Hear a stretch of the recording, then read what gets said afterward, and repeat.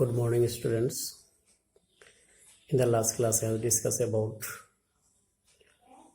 the India's security strategy. Today, I am going to discuss about the new sources of threats. That nowadays, the most of the countries of the world face some serious threats. Among them, one of the most important challenges is the terrorism. Terrorism is the criminal and violent activities committed by a section of the people against the society and states to get their demands accepted. Now question arises, when terrorism takes place? The answer is that terrorism takes place when a section of the people wanted to change the government or to change the existing situation, existing law and order, and to create a new separate independent states for their own. Bomb blasting, human bombs, killing, create horror among the people, etc. are some activities of terrorism. The activities of terrorism is not limited within a particular area nowadays.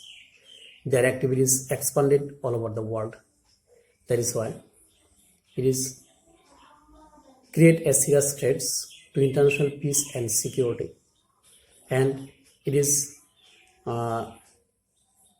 and the terrorist activities which is expanded all over the world is called international terrorism. ছাত্ৰ ছাত্ৰীসকল, যোৱা ক্লাছত মই ভাৰতৰ নিৰাপত্তাৰ কৌশল বা উপায় সম্পৰ্কে আলোচনা কৰিছিলোঁ। আজি নিৰাপত্তাৰ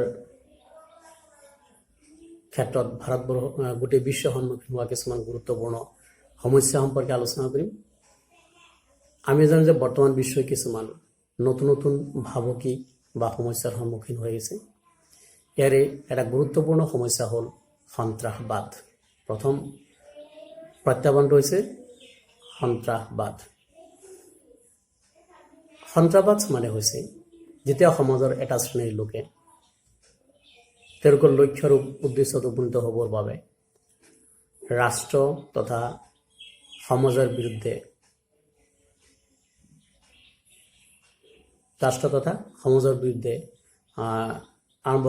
আৰম্ভ কৰা কিছুমান অনৈতিক কাৰ্যকলাপ, অপৰাধমূলক কাৰ্যকলাপ।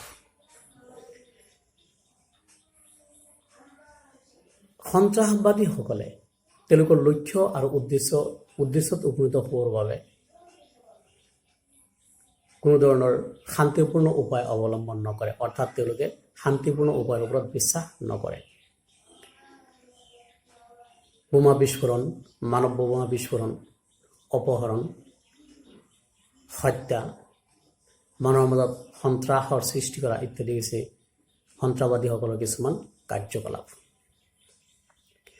বৰ্তমান সন্ত্ৰাসবাদীসকলৰ কাৰ্যকলাপ অকল এখন ৰাষ্ট্ৰতেই সীমিত হৈ থকা নাই, ই বৰ্তমান গোটেই বিশ্বলৈ সম্প্ৰসাৰিত হৈছে, যাক আন্তঃৰাষ্ট্ৰীয় সন্ত্ৰাসবাদ বুলি কোৱা হয়। গতিকে আন্তঃৰাষ্ট্ৰীয় সন্ত্ৰাসবাদে বৰ্তমান গোটেই বিশ্বত এক ভয়ানক ৰূপ ধাৰণ কৰিছে আৰু ই মানৱ জাতিলৈ এক প্ৰত্যাহ্বান কঢ়িয়াই আনিছে। The second challenges faced by the community of the world is human rights. Human rights are those rights which are highly necessary for the all-round development of an individual. Without these rights, the individual cannot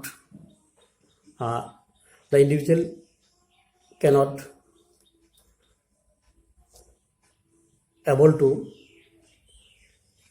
develop themselves, and they are not able to express their views and their spirituality. Human rights are essential to live as a human beings. Nowadays, the human rights are violated all over the world. There are various factors which is responsible for the violation of human rights, like war, civil war, terrorist activities, etc. বৰ্তমান মানৱজাতীয় সন্মুখীন হোৱা এটা নতুন প্ৰত্যাহ্বান হৈছে মানৱ অধিকাৰৰ প্ৰতি সৃষ্টি হোৱা প্ৰত্যাহ্বান। মানৱ অধিকাৰ হৈছে এনেকুৱা কিছুমান অধিকাৰ যিবিলাকে এজন মানৱ জাতিৰ সৰ্বাংগীন বিকাশত সহায় কৰে নাইবা মানুহ হিচাপে জীয়াই থকাৰ কাৰণে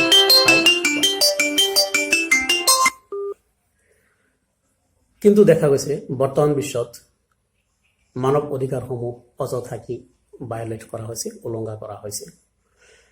মানৱ অধিকাৰসমূহ উলংঘা হোৱাৰ বা এই অধিকাৰসমূহৰ প্ৰতি প্ৰত্যাহ্বান সৃষ্টি হোৱাৰ কিছুমান কাৰণ হৈছে যুদ্ধ, গৃহযুদ্ধ, সন্ত্ৰাসবাদী কাৰ্যকলাপ ইত্যাদি। গতিকে মানৱজাতীয় সন্মুখীন হোৱা আৰু এটা ডাঙৰ প্ৰত্যাহ্বান হৈছে মানৱ অধিকাৰৰ প্ৰতি সৃষ্টি হোৱা প্ৰত্যাহ্বান। The third challenges faced by the countries of the world is global poverty. One of the major problems faced by the third world countries is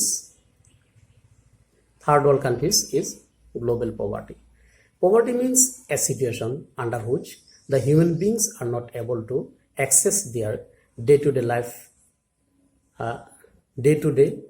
life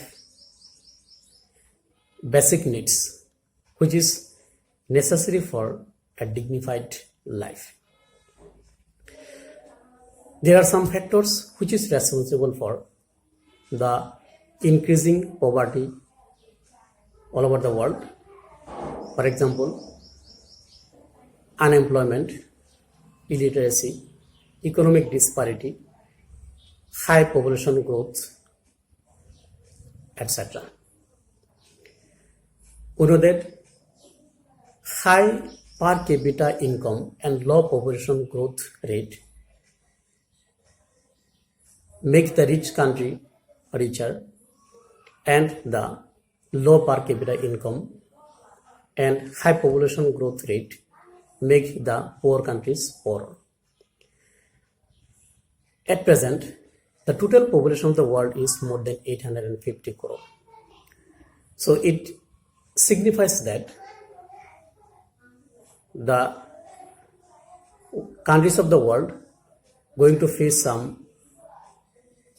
problems like poverty, and it poses a serious threat in front of the human community nowadays.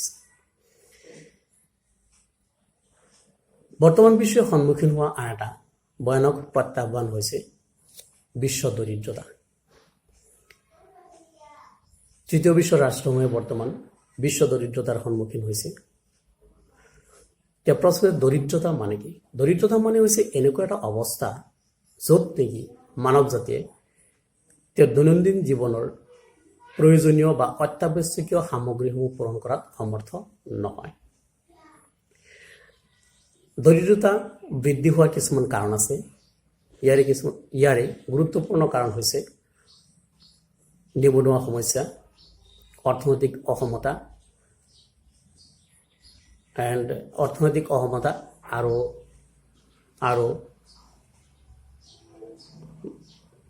আৰু যুদ্ধ বিগ্ৰহ ইত্যাদিৰ কাৰণেও জনসাধাৰণৰ মাজত দিনক দিনে অৰ্থনৈতিক ব্যৱধান বাঢ়ি গৈ আছে। গতিকে আমি জানো যে যিবিলাক ৰাষ্ট্ৰত জনসংখ্যা বৃদ্ধিৰ হাৰ কম কিন্তু জনমূৰি আয় বেছি, জনসংখ্যা বৃদ্ধিৰ হাৰ কম আৰু আয়ৰ হাৰ বেছি, সেইবিলাক ৰাষ্ট্ৰই দিনক দিনে উন্নতিৰ পথলৈ আগবাঢ়ি গৈছে। আৰু যিবিলাক ৰাষ্ট্ৰত জনসংখ্যা বৃদ্ধিৰ হাৰ বেছি আৰু জনমূৰি আয়ৰ হাৰ কম, সেইবিলাক ৰাষ্ট্ৰ দিনক দিনে দৰিদ্ৰতাৰ সন্মুখীন হৈছে। গতিকে দেখা গৈছে যে বৰ্তমান বিশ্বত যিটো দৰিদ্ৰতাৰ সমস্যা, এইটো দিনক দিনে বাঢ়ি গৈ আছে। গতিকে ইয়াক কি বুলি কোৱা হৈছে? বিশ্ব দৰিদ্ৰতা বুলি কোৱা হৈছে। মানৱ জাতিয়ে সন্মুখীন হোৱা তৃতীয়টো প্ৰত্যাহ্বান হৈছে বিশ্ব দৰিদ্ৰতা। The third challenge is faced by the countries of the world is migration. Migration lead to a large poverty leads to a large-scale migration of people from one place to another place, especially to the rich countries. The large-scale migration create a serious problems in international level. That is why international law distinguish between migration and refugees. Migration means the people, those who are willingly leave their countries for better economic opportunities. Whereas the refugees means the people who leave their native land due to various problems, due to various reasons like political harassment, war, natural calamities, etc. We know that a large number of doctors, engineers, and other workmen from India, Pakistan, Bangladesh have migrated to USA, UAE, and other Arabian countries to seek better economic opportunities. So this large-scale migration also another serious threats faced by the world communities today. বৰ্তমান বিশ্বৰ সন্মুখীন হোৱা আন এটা ডাঙৰ প্ৰত্যাহ্বান হৈছে প্ৰব্ৰজনকাৰীৰ প্ৰত্যাহ্বান। বৰ্তমান আমি জানো যে মানুহবিলাকে সাধাৰণতে দুটা কাৰণত প্ৰব্ৰজন কৰে বা ঠাইৰ পৰিৱৰ্তন কৰে। ইয়াৰ এটা হৈছে বেটাৰ ইকনমিক অপৰচুনিটিজ, উন্নত অৰ্থনৈতিক সুবিধাৰ বাবে, আৰু এটা হৈছে বিভিন্ন কাৰণত মানুহে এখন ঠাইৰ পৰা আন এখন ঠাইলৈ প্ৰব্ৰজন কৰে। সেই বৃহৎ আকাৰত হোৱা প্ৰব্ৰজনকাৰীয়ে বৰ্তমান আন্তঃৰাষ্ট্ৰীয় পৰ্যায়ত এক প্ৰত্যাহ্বানৰ সৃষ্টি কৰিছে, যাৰ কাৰণে আন্তঃৰাষ্ট্ৰীয় আইনে প্ৰব্ৰজনকাৰীসকলক চিনাক্ত কৰাৰ ক্ষেত্ৰত প্ৰব্ৰজনকাৰী আৰু ৰিফিউজি এই দুটা ভাগত ভাগ কৰিছে। প্ৰব্ৰজনকাৰীসকল হৈছে সেইসকল ব্যক্তি যিসকলে উন্নত জীৱন যাপনৰ কাৰণে, অৰ্থনৈতিক উন্নয়নৰ কাৰণে এখন ঠাইৰ পৰা আন এখন ঠাইলৈ যাত্ৰা কৰে, বিশেষকৈ উন্নত ৰাষ্ট্ৰসমূহলৈ। আৰু শৰণাৰ্থী হৈছে সেইসকল ব্যক্তি যিসকল ব্যক্তি বিভিন্ন কাৰণত, যেনেকৈ প্ৰাকৃতিক দুৰ্যোগ, ৰাজনৈতিক হাৰাশাস্তি আৰু যুদ্ধ ইত্যাদিৰ কাৰণে মানুহবিলাকে এখন ঠাইৰ পৰা আন এখন ঠাইলৈ প্ৰব্ৰজন কৰে। গতিকে দেখা গৈছে যে প্ৰব্ৰজনকাৰীসকলে ইচ্ছাকৃতভাৱে এখন ঠাইৰ পৰা আন এখন ঠাইলৈ প্ৰব্ৰজিত হয়, আনহাতে ৰিফিউজি অৰ্থাৎ শৰণাৰ্থীসকলে অনিচ্ছাকৃতভাৱে এখন ঠাইৰ পৰা আন এখন ঠাইলৈ গমন কৰে। আমি জানো যে ভাৰতবৰ্ষৰ বৃহৎ সংখ্যক ডক্টৰছ, ইঞ্জিনিয়াৰ্ছ আৰু অন্যান্য শ্ৰমিকসকল উন্নত জীৱন যাপনৰ কাৰণে USA, UAE আৰু অন্যান্য ইউৰোপীয়ান দেশসমূহলৈ প্ৰব্ৰজিত হৈছে। গতিকে বৃহৎ আকাৰত হোৱা এই প্ৰব্ৰজনকাৰীয়ে বৰ্তমান আন্তঃৰাষ্ট্ৰীয় পৰ্যায়ত এক প্ৰত্যাহ্বানৰ সৃষ্টি কৰিছে। ই হৈছে মানৱ জাতীয় সন্মুখীন হোৱা আন এটা ডাঙৰ প্ৰত্যাহ্বান। The last challenges faced by the world community nowadays is health epidemics. We know that the countries of the world now facing some serious health epidemics like HIV/AIDS, bird flu, swine flu,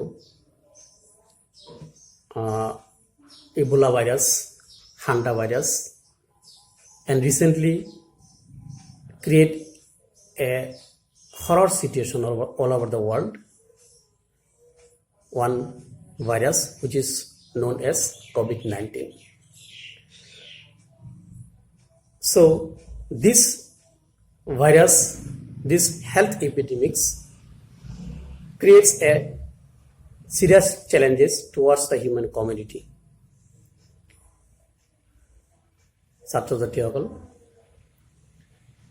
মানৱ জাতিয়ে বৰ্তমান সন্মুখীন হোৱা এটা ডাঙৰ প্ৰত্যাহ্বান হৈছে স্বাস্থ্যজনিত মহামাৰী। এক স্বাস্থ্যজনিত মহামাৰীৰ ভিতৰত এটা কিছুমান ভয়ানক মহামাৰী হৈছে HIV AIDS, bird flu, swine flu, Ebola virus, hanta virus আৰু বৰ্তমান গোটেই বিশ্বত সন্ত্ৰাসৰ সৃষ্টি কৰা আন এবিধ ভাইৰাছৰ নাম হৈছে কৰোনা ভাইৰাছ। গতিকে এই ভাইৰাছবিলাকে গোটেই বিশ্বত বৰ্তমান এক সন্ত্ৰাসৰ সৃষ্টি কৰিছে আৰু যুদ্ধ সন্ত্ৰাসবাদী কাৰ্যকলাপৰ ফলত যিমানবিলাক মানুহ মৃত্যুমুখত পতিত হয়, ইয়াতকৈ বেছি মানুহ মৃত্যুমুখত পতিত হয় বিশেষকৈ স্বাস্থ্যজনিত মহামাৰীৰ ফলত। আৰু এই স্বাস্থ্যজনিত মহামাৰীয়ে মানৱ জাতিক এক ভয়ানক পৰিস্থিতিৰ সন্মুখীন হ'বলৈ বাধ্য কৰায়। গতিকে মানৱ জাতিয়ে সন্মুখীন হোৱা এটা গুৰুত্বপূৰ্ণ প্ৰত্যাহ্বান হৈছে স্বাস্থ্যজনিত মহামাৰী। 2006 চনৰ ৰাষ্ট্ৰসংঘৰ মানৱ উন্নয়ন বিকাশ আঁচনিৰ এক প্ৰতিবেদন মতে উন্নয়নশীল ৰাষ্ট্ৰসমূহত 1.2 বিলিয়ন মানুহৰ উপযুক্ত খোৱা পানীৰ সমস্যাত ভুগিছে। ইয়াৰ উপৰি 2.6 বিলিয়ন মানুহৰ কাৰণে প্ৰপাৰ চেনিটেশ্যন চিষ্টেম নাই, যাৰ ফলত প্ৰতি বছৰে 3 মিলিয়নতকৈ শিশুৱে মৃত্যুবৰণ কৰিবলগীয়া হৈছে।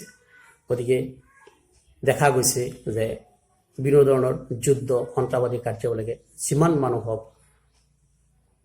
মৃত্যুৰ মুখত পতিত কৰে, তাতকৈ অত্যাধিক মানুহ বিভিন্ন ধৰণৰ বেমাৰ আজাৰৰ ফলত মানুহ কি হৈছে মৃত্যুৰ মুখত পতিত হৈছে।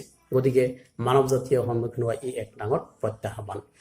তো আজিৰ আলোচনাত এইকেইটা আছিল মূল বিষয়। মই আকৌ এবাৰ কৈছোঁ যে বৰ্তমান মানৱ জাতিয়ে সন্মুখীন হোৱা কিছুমান গুৰুত্বপূৰ্ণ সমস্যা হৈছে, এটা হৈছে সন্ত্ৰাসবাদী সমস্যা, 2 নম্বৰ হৈছে মানৱ অধিকাৰ উলংঘন, 3 নম্বৰ হৈছে বিশ্ব দৰিদ্ৰতা, 4 নম্বৰ হৈছে প্ৰব্ৰজনকাৰী সমস্যা আৰু 5 নম্বৰ হৈছে স্বাস্থ্যজনিত মহামাৰীৰ সমস্যা।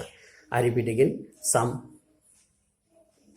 most serious challenges faced by the countries of the world is terrorist problem, second, global poverty, third, human rights violation, fourth, problems of migration, fifth, health epidemics, etc. তো ছাত্ৰ ছাত্ৰীসকল, এইখিনি আছিল মানৱ জাতিয়ে সন্মুখীন হোৱা কিছুমান ভয়ানক সমস্যা। গতিকে মই আশা কৰোঁ তোমালোকে ভিডিঅ'টো ভালকৈ চাবা।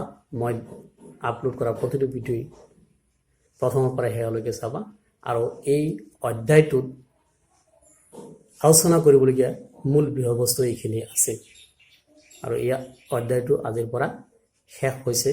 তোমালোকে ইয়াত কেনেকুৱা ধৰণৰ কুৱেশ্যন হ'ব পাৰে, আৰু মইতো মেক্সিমাম কুৱেশ্যন দিয়েই দিছোঁ, তথাপি ইয়াত কি কুৱেশ্যন হ'ব পাৰে সেইখিনি চাবা আৰু কিবা অসুবিধা হ'লে মোক জনাবা। ধন্যবাদ।